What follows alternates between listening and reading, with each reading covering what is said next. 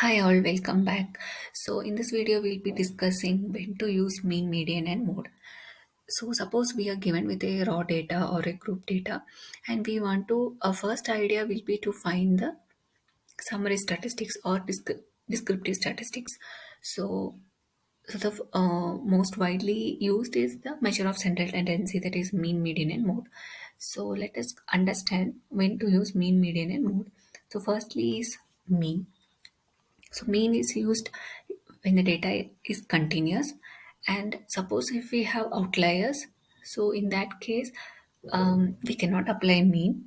So let's understand what it means.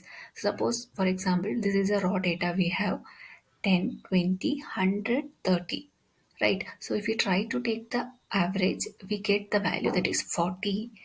So if you try to look deep into the data, 10, 20, 30, and again comes 100. So 100 is the more extreme value, right? So actually the data should come between 20 to 30. So that means we can tell on and the central value is something that is 20 to 30, then the representation would be correct. But because of 100, this extreme value, our overall average is getting 40. So in this case, we cannot apply mean. So we go with next measure, that is median. So median can also be applied for continuous data, and if the outlier is there, then we apply median, right? So this is the same raw data.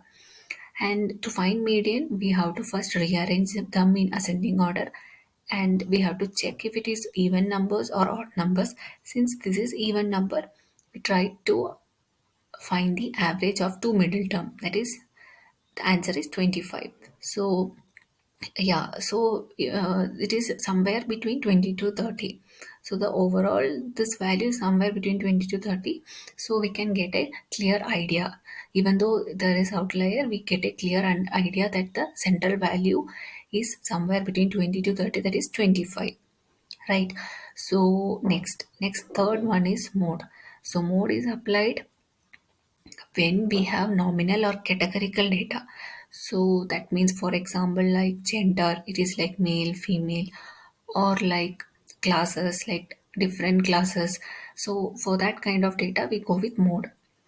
For example, in this, we are trying to find the like the most frequently occurred class. So this is a kind of categorical data, like seniors, how many, see how many, like the frequency, juniors how many, so more freshmen. So in this we try to find the frequently occurred class. So it is a kind of categorical data, right? So this freshman is like it's more frequently occurred. So that's all for this video, and please do like, share and subscribe.